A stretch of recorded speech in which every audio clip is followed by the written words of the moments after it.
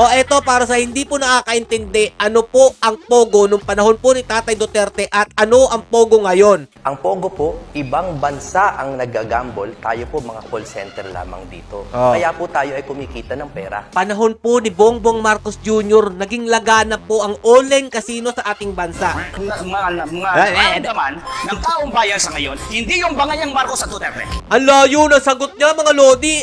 Ang hina talaga at ang kikitid ng mga utak itong pambato ng Makabayan Black. Dito, mga lodi, sinupalpal po siya ni Atty. Vic at napahiya po siya ng tuluyan. Ang usaping droga ay hindi bangayan ng dalawang nagbabangga ang pamilya sa politika. Dapat lang kasuhan si dating Presidente Duterte. Mismong siya, si President Duterte, ay umamin na pumatay siya ng tao. Kaya kailangan siyang kasuhan. At ito, sino ba yung nagdisenyo ng mga policy na ito? Siya rin. At nag-cause ng pagpatay. Maging si Senator Bato ay dapat kasuhan. Gil na gigil kang kasuhan si Pangulong Duterte at ako. Kumusta na po yung conviction mo sa kasong child trafficking? Tatawa-tawa na lang siya. Sobrang nakakahiya to, mga lodi.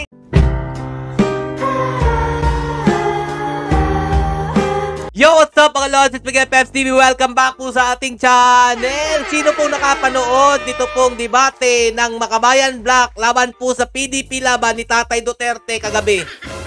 O eto mga lodi papakita ko po sa inyo kung paano po pinagsusupalpal itong mga kampo ni Joma at eto nga po't makikita natin kung gaano po katatalino ito pong nasa line-up na senatorial slate ni Tatay Duterte. PDP laban lang po talagang sa kalam. O eto mga lodi, umpisahan po natin kay Jimmy Bondoc na tinanong po siya about po dyan sa Pogo. Ang matalinong sagot po ni Jimmy Bondoc dito po sa paratang about Pogo. Pakinggan nyo mabuti mga lodi. Depensahan nyo pa rin po ba yung Pogo? Kailangan po nating linawing maigi na hindi ko po kahit kailanman dinipensahan ng Pogo. Sinabi ko na ang Pogo ay isang neutral yan. Depende yan kung sino ang namamahala. Kung ito ay maaaring patakbuhin ng tama, marami po talagang social benefits na nakukuha dito. At po doon, nung panahon namin, hindi po talamak ang gambling. Tama naman mga lodi, nung panahon po ni Tatay Duterte, hindi po talamak ang online casino. Pero ngayon, makikita nyo na, naka-billboard na mga lodi ang scatter. So, sino po ang nagpasimula ng online casino dito sa ating bansa?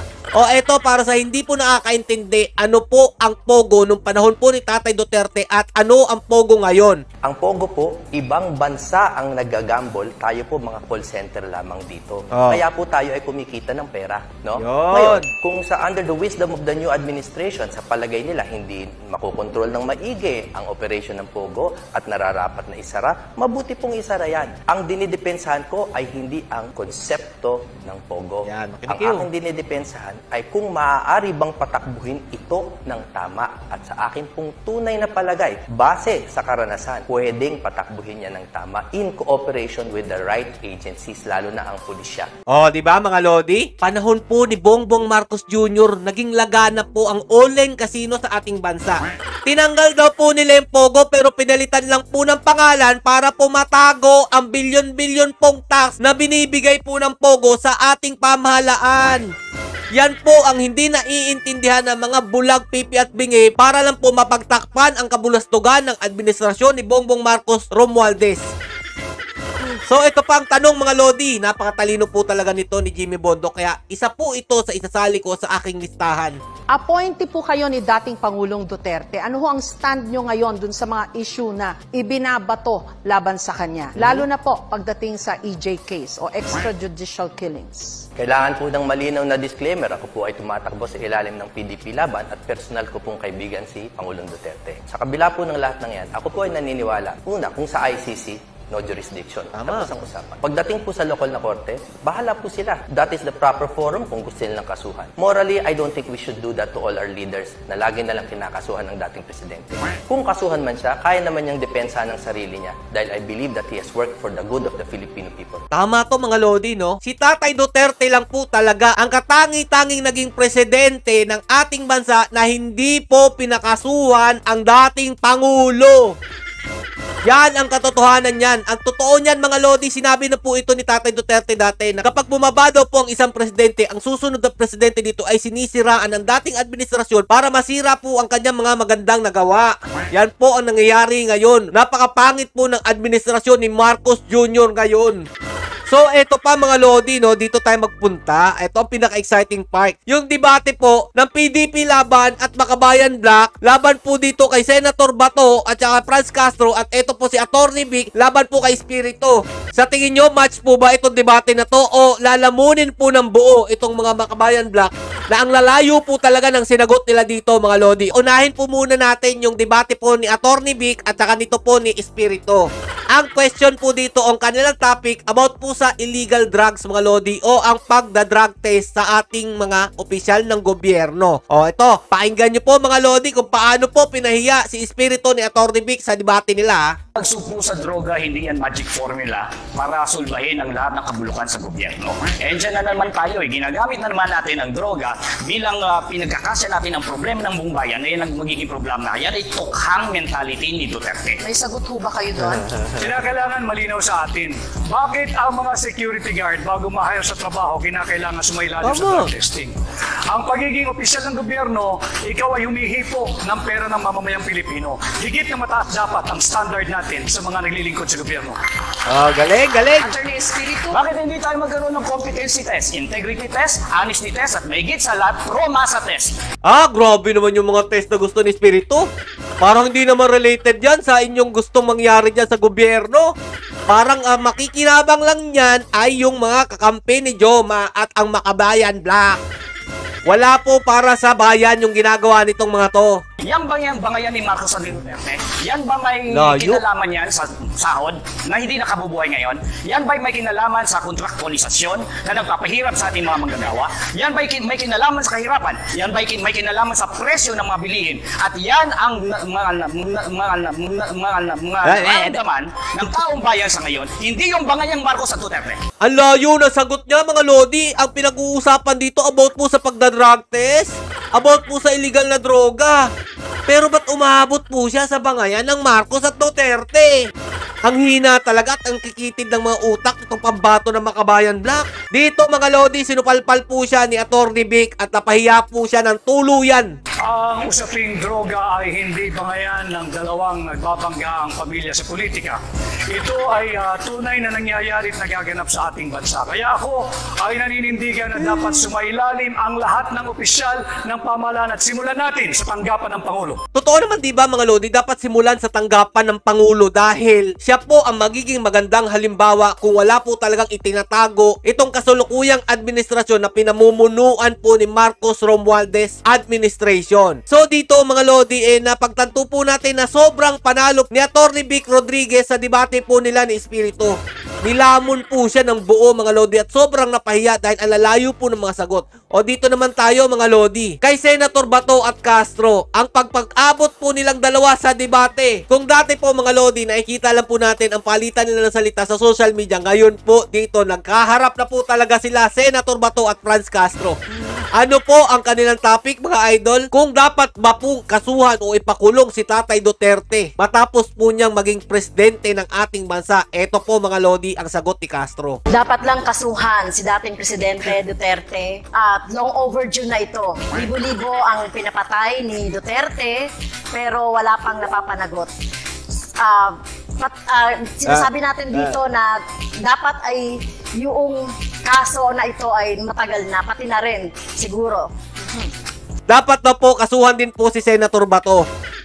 Yari siya dito mga Lodi. Ito po yung respect ni Senator Bato sa kanya. At sobra po sa tingin kong nanliit po siya dito po sa respect ni Senator Bato sa kanya. Senator De La Rosa? Sagot ko dyan is conditional, no? Hybrid. Pwedeng yes, pwedeng no. Yes, in the sense na nobody is above the law. Kapag mayroon siyang nagawang kasalanan, kasuhan natin. Pero kung wala naman siya nagawang kasalanan, huwag mo siyang kasuhan base doon sa kaso ng ibang tao. Because guilt is personal. Huwag po nating ipaangkin kay Pangulong Duterte yung kasalanan ni Ninja Caps. Kaya po, after 3 years na tapos na sa Pangulo, walang kaso. So, mismong siya, si President Duterte, ano? ay umamin na pumatay siya ng tao. Kaya kailangan siyang kasuhan. Bakit di nyo ipakulong? Bakit hindi nyo kasuhan kung umamin talaga si Tatay Duterte? Ginagawa nyo lang kasi sirain ang pangalan ni Tatay Duterte dyan sa loob ng Quadcom, pero hanggang ngayon di nyo kinakasuhan.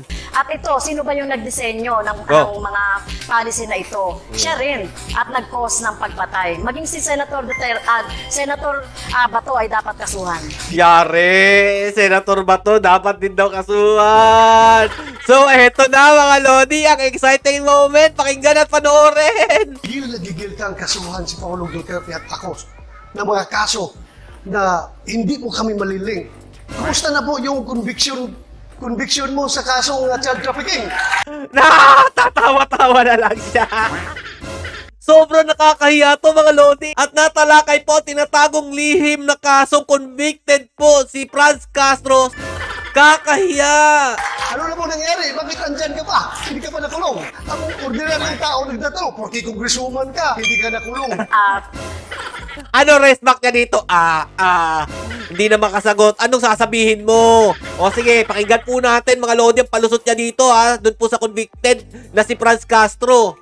At ang ginawa po natin na pagre-rescue, tama lang po yung ginawa ko na pagre-rescue sa mga teachers, sa mga bata na biktima ng mga harassment, intimidation. Mga bata daw po na nirescue ni Franz Castro, pwede po kayo magsalita, pati po yung mga tao daw po na nagkaroon po ng problema kaya nirescue nila, magsalita po kayo para po manahimik na po itong Franz Castro na to. At threat doon sa sinasabi ni Senator Bato na nakaso. So, kung sino mang mga teachers, gagawin yon. Ano pong rescue na pinagsasabi niya? Na yung mga parents ng mga bata mismo ay galit na galit sa kanya. Bakit ginamit niya yung mga kabataan para sa kanilang kapakanan? Walang rescue nangyari doon. Yun. Kado ka sa kaso eh. Pahiyang-pahiya po si Castro dito po kay Senator Bato. Alam niyo po ba mga Lodi, wala po talagang panama itong Makabayan Black sa linya po ng senatorial slate ni Tatay Duterte. Puro po walang tapon, matatalino po lahat. Dahil dito po sa debating nangyari, nalaman po natin kung gaano po kakikitid ang utak nitong mga tumatakbong Makabayan Black para po sa paging senador ng ating bansa. Itatapat po dito sa pinili ni Tatay Duterte na PDP laban lineup. Ang layo talaga mga idol. Ano na Franz Castro, okay ka lang? Okay ka lang dun sa binunyag ni Senator Bato about dyan sa kaso mong... Bakit ka ba daw nandyan sa labas at hindi ka pa rin nakukulong?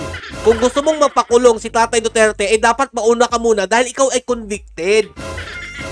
O, di ba mga idol, iboboto nyo ba to? O, ito pa mga Lodi pagkatapos nung kanilang naging debate, nakipagkamayan po si Franz Castro kay Senator Bato. Alam niya na dito na matatapos ang kanyang karir sa politika dahil last term na po niya bilang congresswoman sa likod po ng Makabayan Black. At etong pinakita kong video sa inyo mga Lodi, ito hindi labanan ng senatorial slate mga Lodi. Ito po yung labanan ng senator candidate na PDP laban at salot po ng ating bansa. Dahil mga Lodi, sila po ay umaanib sa kalaban po ng gobyerno at gustong pumasok sa gobyerno pero kinakalaban po ang pamahalaan. Yan po ang mukha nitong mga kampon po ng Makabayan Black. Kaya mga Lodi, please lang po, wag po tayo magpalusot ng kampon po ni Joma. Dahil nga po kapag pinasok pa po nila yung Senado, kawawa na po ang ating bansa. Hanggang dito lang po muna mga Lodi. Sa tingin ko, kinain po ng buo ng PDP laban senatorial slate ito pong Makabayan Black sa kanila pong naging debate nung nakaraang gabi mga idol. Stay safe mga Lods and God bless you all. Duterte pa rin!